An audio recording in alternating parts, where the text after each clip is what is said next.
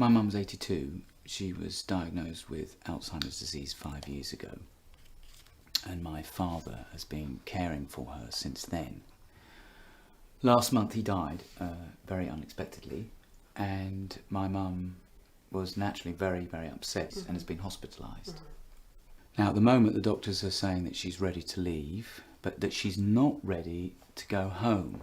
The social worker says that she should go into 24-hour nursing care, and that we should sell her house in order to pay the fee. No, not necessarily. Do you agree that your mum is too unwell to go home? Do you think it's possible that she could go home with a package of care, which means people there to look after her in her own home?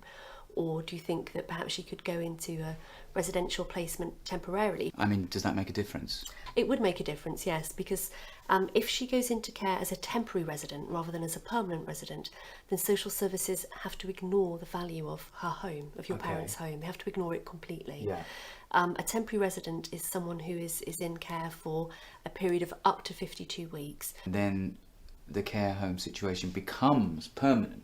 Presumably, I would have to sell the house then. You don't have to sell the property, but unless the NHS accept that they have a funding responsibility, then social services will regard your mum as a self-funder. And what does that mean? They make a decision that as the property is worth more than £23,000, she has to use up most of the sale proceeds of her property to pay for her own care each week. What is the value of your mum's home? Say it's about 300,000. Okay, does somebody else live there?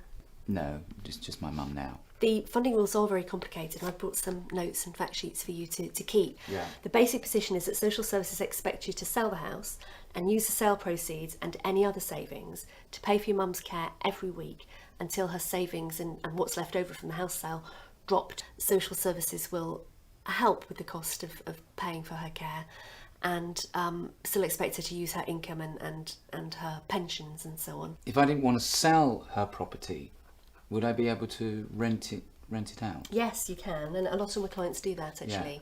So if the NHS were prepared to pay for mum's care, presumably then I wouldn't need to sell the house at all.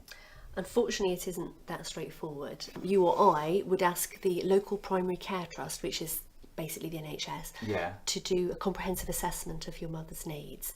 What the nurse assessor does is she looks at 11 care domains, 11 areas of care, and she ranks your mum in each area.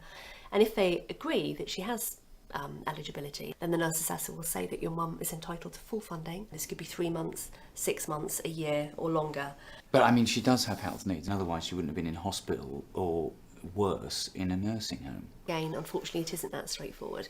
The local health trust don't make a decision on eligibility for NHS funding simply because of somebody's diagnosis, even when it's a serious diagnosis like Alzheimer's. Okay. And as I say, sometimes they say no at the first instance, in which case my firm has a lot of experience in successfully overturning primary care trust decisions. If the review panel decide to uphold the original negative decision, we go to Strategic Health Authority, independent appeal, and my firm has a very good success rate in achieving funding awards for people at appeal.